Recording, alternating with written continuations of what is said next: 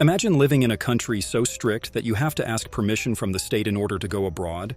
Well, that is exactly what it feels like to live in North Korea, a country that has always been known as a super-secretive and an oppressive place where the government keeps a tight grip on its people and shuts itself off from the rest of the world. With each passing year, the number of people trying to escape North Korea keeps decreasing as the government has gotten really good at thwarting defectors. Why is it so difficult and dangerous to escape North Korea? Let's find out. North Korea, officially the Democratic People's Republic of Korea, DPRK, has been under the rule of the Kim family since its establishment in 1948. The nation has upheld a strict regime, isolating its citizens and tightly controlling information flow. The government's guiding ideology, known as Juche, emphasizes self-reliance and loyalty to the supreme leader, fostering a cult of personality around the ruling family. So basically, the supreme leader should be looked up to as a god.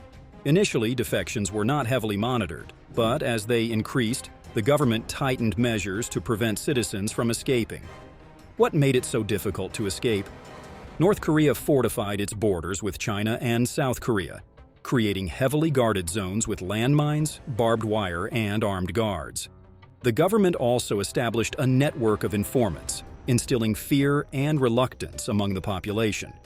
Did you know that the consequences of failed defection attempts are severe not only for the defectors themselves, but also for their families? Terrifying as it may sound, if caught, defectors face harsh punishments. And the three-generational punishment system makes their families also face consequences, leading to a life of discrimination and marginalization. Out of all 195 countries in the world, North Korea is the only one where leaving without the approval of the country is considered treason. So what happens if you do get caught? Consider it an endgame. Not only are you going to suffer, but also everyone that's related to you. You could face a long prison sentence in a hard labor camp, or even execution. Moving around within North Korea is also tough as it is tightly controlled by the state, with the need for official documentation and permits just to travel between internal provinces. Human rights are a joke in North Korea, as there is no such thing as freedom of speech. Political prisoners, estimated to be around 200,000, endure harsh conditions like slave labor, torture, and summary executions in camps across the nation. Public executions are so popular that it is considered a national holiday, where everyone is supposed to gather around to watch a person get humiliated and publicly executed. Even non-political prisoners face severe consequences, such as life imprisonment for being related to someone accused of a crime. North Korea, one of the few countries regularly carrying out public executions, has historically been challenging for foreigners to enter, and when permitted, they face intense surveillance and curated tours. However, there are times when even foreign tourists get a taste of the severity of North Korea's punishments. One horrifying example is that of a young man named Otto Frederick Warmbier.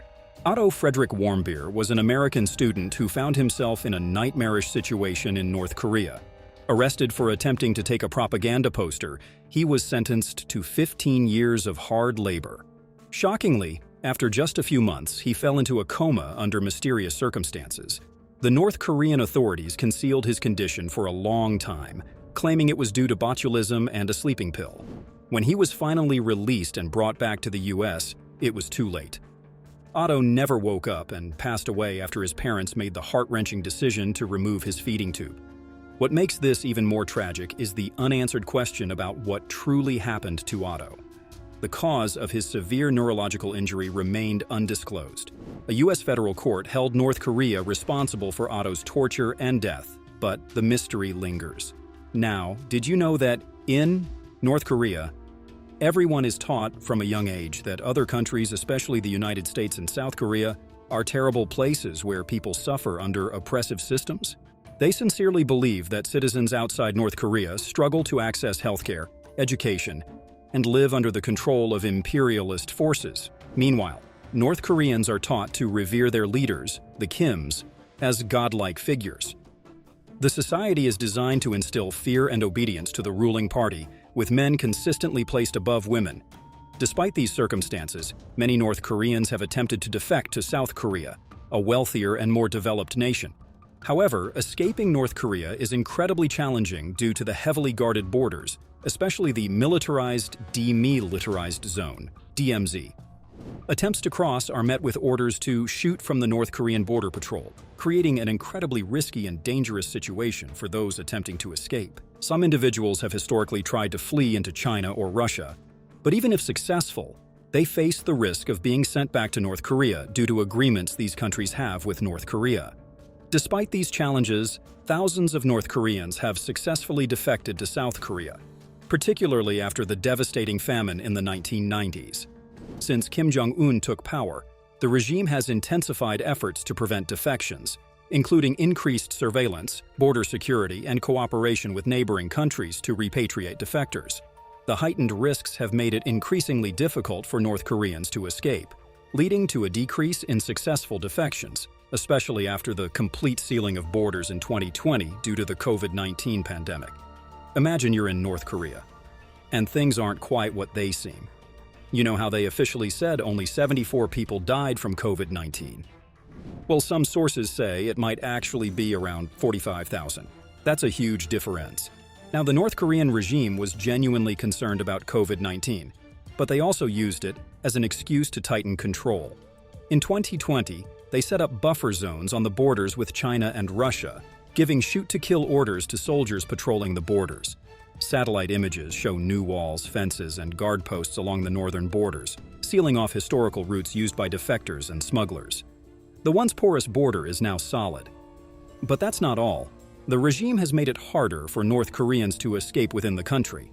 Harsher travel restrictions require proper authorization and paperwork just to move between provinces.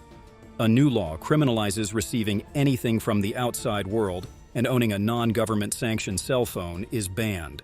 Smuggling foreign content into the country can lead to public execution, and watching foreign videos or reading books can mean a 10-year prison sentence. Historically smuggled foreign films and shows have almost stopped entirely, and successful defections hit record lows. Only 229 in 2020, 63 in 2021, and 67 in 2022. The trend continues in 2023, with just 34 successful defections recorded in the first quarter. Compare this to the thousands that used to occur every year in the early 2000s and 2010s. Since 2020, North Korea has essentially become a highly restricted, possibly the most successful prison in human history. It's not just about new laws and borders. It's part of Kim Jong-un's plan to turn North Korea into a completely closed digital state. Phones are different. Only state-sanctioned ones from North Korean state-owned companies are legal. Did you know that these phones in North Korea can't connect to the internet or make international calls? They come with a special software called Red Star that cannot be removed and blocks any foreign files or apps. North Korean authorities enforce mandatory inspections, and the phones can only be used according to the regime's rules. Foreign-made phones smuggled into North Korea posed challenges to the regime's goal of maintaining a closed digital state. Unlike local phones, these foreign phones could make calls to the outside world and contain foreign files, making them profitable for smugglers. Families within North Korea used these phones to contact relatives who attempted escape. However, the North Korean regime, by closing borders and increasing laws, likely ended the smuggling process. The risks and prices for helping defectors have increased, with Chinese brokers charging over $21,000 per defector. That is a whole lot of money. North Korea sealed off from the outside world in 2020, refusing to take back defectors caught in China, citing COVID-19 fears. About 1,000 North Korean defectors may be held in Chinese prisons, facing an uncertain fate. The future of North Korea's isolation remains uncertain, leaving defectors in limbo and the population essentially trapped. The country has become a black hole on the world map, making it effectively impossible for anyone to get out or anything from the outside to get in, assisted by North Korea's unique geography and strict laws. This isolation isn't unique, as many countries, including the United States and China, impose restrictions on foreign media. Also, North Korea's poverty isn't due to a lack of economic potential, but results from the ruling elite prioritizing political control, stifling the people's potential and economic growth. The collapse of the state socialist economy in the 1990s worsened the situation, leading to a severe famine that claimed up to 1 million lives. Although food security has somewhat improved, Ordinary North Koreans still face shortages due to the regime's resistance to economic openness, susceptibility to natural disasters, and challenges in obtaining essential resources.